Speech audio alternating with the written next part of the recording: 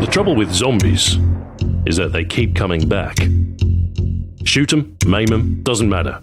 Unless you destroy the head, they'll just keep coming. The Living Dead saturates cinema, television, and games. A cultural phenomenon that seems impossible to stop. An unholy congregation with limitless appetite. It's not a matter of if they'll get you, but when. So, how did zombies become a mainstay of pop culture? What games ensured their massive popularity today? And when will this never-ending trend finally die?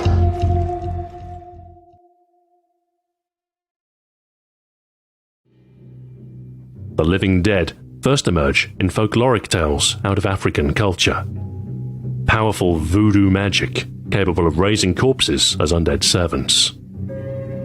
Such tall tales made it to American shores during the interwar occupation of Haiti, quickly finding cultural fascination.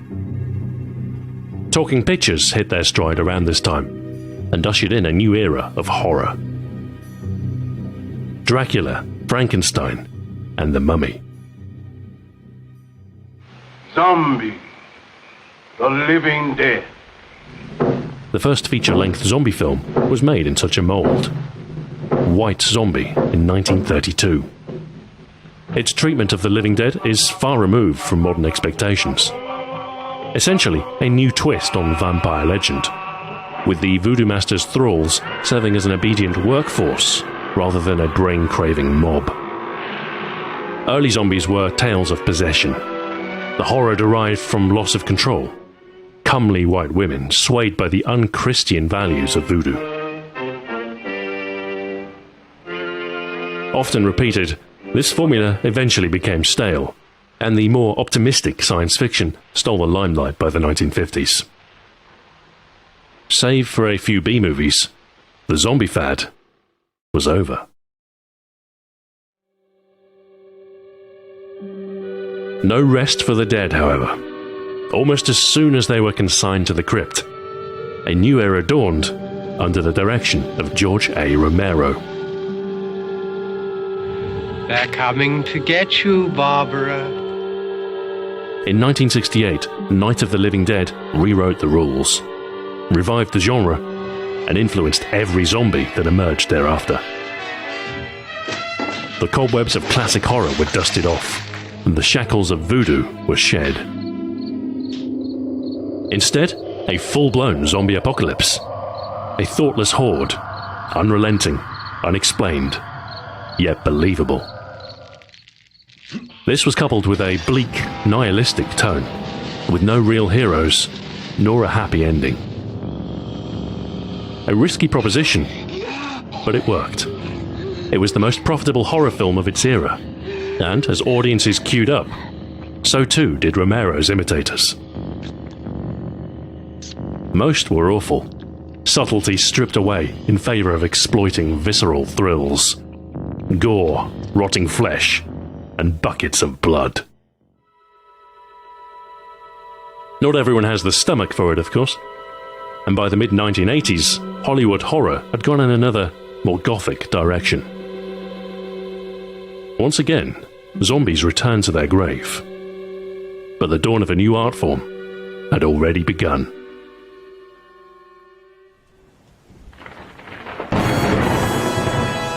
The arrival of the home microcomputer democratized game development and allowed the imagination of hobbyist programmers to roam free. It was only a matter of time before someone made a game about zombies. The very first is difficult to pin down, an obscure origin amidst a primordial soup of type-in basic and amateur games which never saw distribution. Perhaps the first commercial release is Zombies for the ZX81. Derived from an earlier basic game called Chase, the idea is to lure a crowd of zombies into potholes. Their behavior simple, but their numbers rife, clearly influenced by Romero's slow, stupid mobs. Early machines struggled with numerous enemies, with each vying for CPU time and occupying vital RAM. The rendition of convincing undead mobs was some distance off. Despite these limitations, 1984's Zombie Zombie was a solid attempt at an isometric city-based zombie apocalypse. Armed with an air cannon and helicopter, instead of direct violence, the goal was to lure the undead off high buildings. At this point, the concept of a zombie game was ill-defined. They normally found themselves part of a spooky ensemble cast, rubbing shoulders with vampires, mummies, ghosts and goblins. The late 80s were an era of excess, not suited to subtlety. Action films, guns, and increasingly gory action. As 16-bit machines took hold and graphics became more realistic, games could start to mirror the lurid scenes of horror. Arcade titles like Beastbusters had endless parades of zombies to shoot, with huge sprites, unprecedented levels of on-screen violence, and exploding body parts. Blood-soaked coin-ops of this era would be key inspiration for early first-person shooters. Indeed, Wolfenstein, Doom and Quake all feature zombie-like opponents, and jibbing aplenty. There is a certain irony in all this. Once designed to deliberately offend Christian values, now ersatz human targets that could bleed, be dismembered and slaughtered by the dozen. But it's alright. They're just zombies. However, horror can be more sophisticated than a splash of red pixels. With deft pacing, tone, and atmosphere, you can exploit the psychological aspects of fear. To be effective, the shoot-'em-up had to be discarded, and the player left disempowered. Combat should be scary, and every bullet should matter. Survival horror begins with games like Capcom's Sweet Home, an RPG not afraid to punish the player, with limited resources and character permadeath. Infogrames' Alone in the Dark was another stab at domestic horror, this time taking an action-oriented, cinematic approach. The world was 3D to an extent. To limit polygon count, static backgrounds were used. Fixed camera angles and awkward voyeuristic composition imparting a sense of dread. The elements for the perfect survival horror game were starting to fall into place, and zombies would prove just the glue to hold them all together. The mid-90s saw a return in focus towards console gaming, and an identity shift towards a new adult audience. The Sony PlayStation was making moves, and boasted a lineup of attractive titles like Wipeout, Tekken, Tomb Raider, and Resident Evil. It did for games what Romero did for film. Resident Evil threw out the cliches of reheated zombie horror, distilled its essence, and became a new prototype for future games to follow. An unlikely origin too, considering zombies were never particularly popular in Japan. Widespread cremation and reverence for the dead largely excludes walking corpses. Titled Biohazard in its native market, instead of mystical force or voodoo magic, the zombies are a deliberate act of terror. A mutagenic bioweapon called the T-virus. A spontaneous idea that was likely influenced by the 1995 sarin gas attacks in Tokyo. Resident Evil marks the maturation of video game horror. From the time you encounter the first zombie to the ultimate escape, the tension was held in ways no game had ever done before. Its enemies were varied. Rather than a shambling homogeneous horde, the introduction of multiple monster types prevented players from ever becoming complacent. Innovative enough to forgive its slightly awkward controls and camp dialogue, it spurred a golden era of survival horror. That was too close. You were almost a Jill sandwich. You're right. Barry, thanks for saving my life.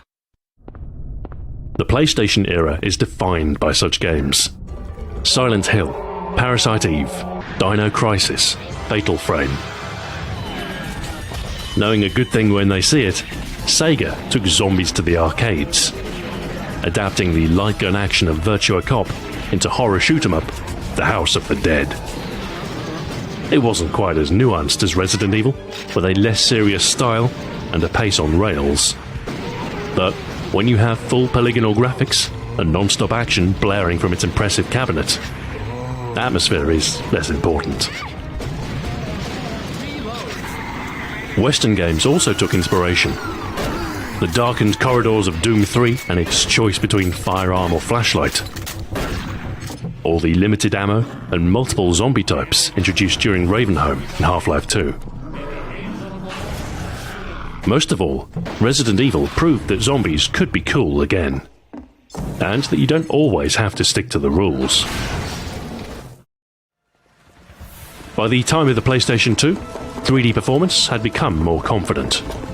Twin-stick control the norm, and action-oriented games dominant. Capcom had muddied their own market with countless spin-offs, and what was originally refreshing became cliché. Survival horror had a good run, I suppose. And as military, sci-fi, and crime-themed games took hold, it looked like, once again, zombies had expired. The new millennium was quick to shatter any optimism the 90s left behind. 9/11, anthrax, SARS, the war on terror, a culture of fear magnified by 24-hour media. During all of this, something unusual happened. Normally, video games borrow from cinema, but this time, the debt was repaid. Released in 2002, 28 Days Later was a surprising success, fusing classic Romero with a twist of inspiration from Resident Evil. Its zombies were different. They were fast. A biological aspect was there too, a blood-borne virus that quickly infects, turning the slightest scratch into a tragedy. Genuinely scary, a new approach that reinvigorated a dying genre. As more films shuffled out of production, including an official adaptation of Resident Evil and the comedic yet serious Shaun of the Dead, a trickle of zombie games turned into a flood. Another generation of consoles had begun. New hardware, a new possibility. Capcom remained at the forefront of zombie games, with the success of Resident Evil 4 and its shift towards more action-oriented gameplay. They also invested in a new, less serious franchise, Dead Rising.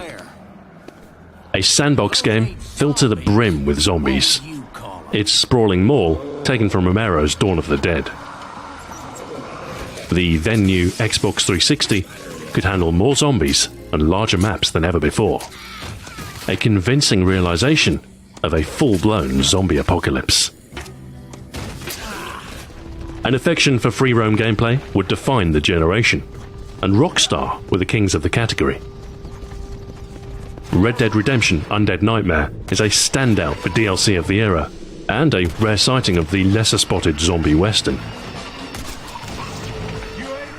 Call of Juarez developers Techland made a similar leap with Dead Island, its trailer promising emotive drama amidst a tropical setting. What was delivered proved slightly disappointing, but its blend of brutal melee combat and crafting hinted at greater potential. Dying Light would better realize the concept. Parkour makes traversal of its world more fluid, and a stark day-night dichotomy means running is often necessary to escape doom. Zombies aren't always so somber. Sometimes they're seen with a sense of humour. The more light-hearted efforts tend to exploit the campness of B-movie horror, and what they lose in visceral impact, they gain in comedy. Plants vs. Zombies is a franchise firmly tongue-in-cheek, with an unlikely botanical matchup. the static plants suit the tower defense gameplay, and while motivated by brains, the zombies end up eating a vegetarian diet. An intrinsic irony of its all-out garden warfare. Zombie survival serves cooperative play perfectly, and the increasing popularity of online multiplayer meant that a union was inevitable. Left 4 Dead arrived in 2008. A cinematic 4-player journey through zombie-infested levels, punctuated by safe houses. It evokes classic horror while taking notes from newer sources. Fast zombies and special infected types.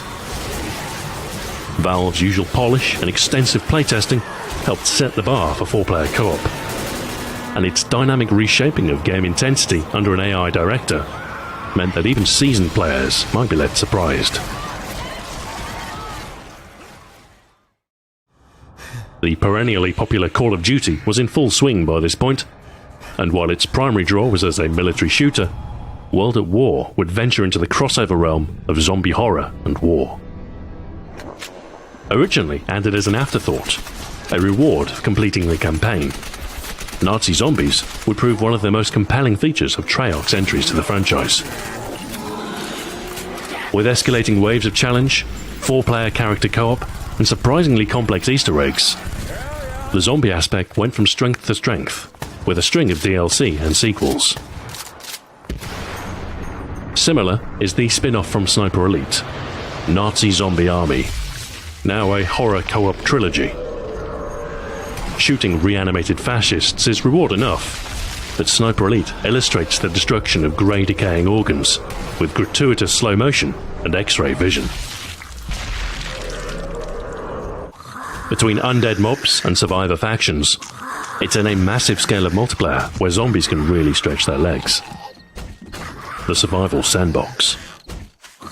Indie games are a cornerstone here. Perhaps small teams without a publisher are more willingly seduced by already popular themes, where larger budgets might not bank on the continued success of an already long-lived trend. An early browser-based example is Urban Dead. Not much to look at, but within its simple elements lie a surprising complexity. The chaotic influence of so many players coalesce into a living undead city.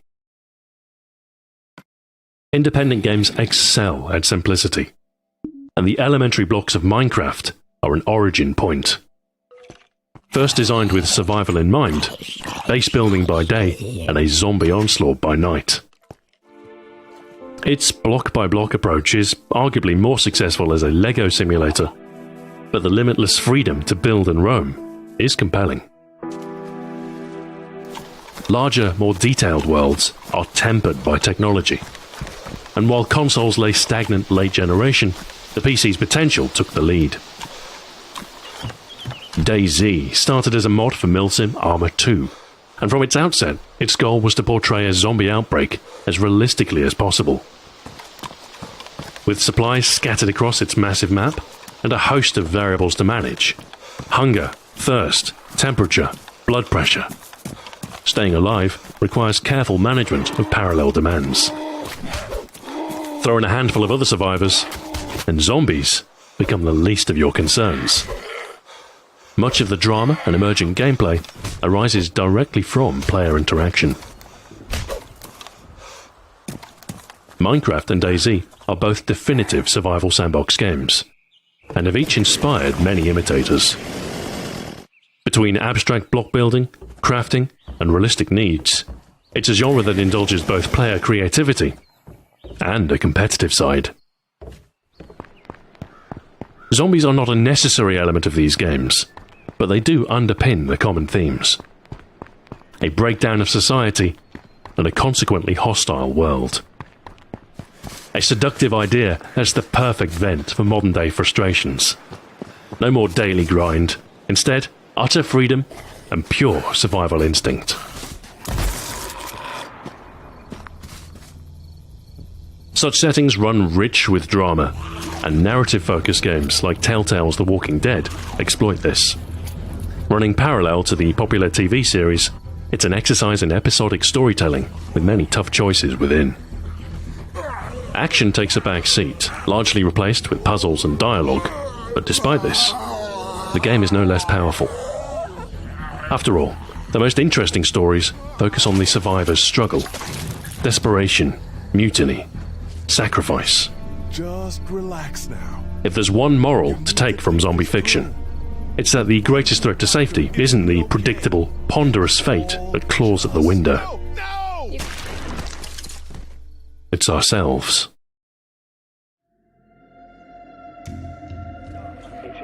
From the fast, dark danger of modern horror, to the classic Romero formula, the kitsch charm of B-movies, or the mystic origins of voodoo, zombies straddle several eras.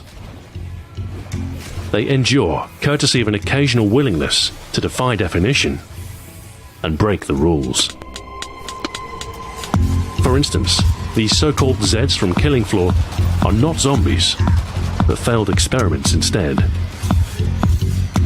Dead Space's necromorphs are extraterrestrial in origin, a pathogen that co-opts corpses in grotesque fashion. The Last of Us's apocalypse occurs via a fungal vector, infectious, spread via bites and prompting aggressive behavior. Zombie prescriptivists might discount these examples, but the undead influence is clear, and if it looks like a zombie and walks like a zombie, well, today, zombies remain massively popular, and neither their presence in games, films, nor television show any signs of abatement. It has to come to an end eventually. No audience has an unending appetite, and over their 80-year span in popular culture, they've receded to the grave often enough. Don't write the obituary too soon, however. The trouble with zombies is that they keep coming back. Thank you for watching, and until next time, farewell.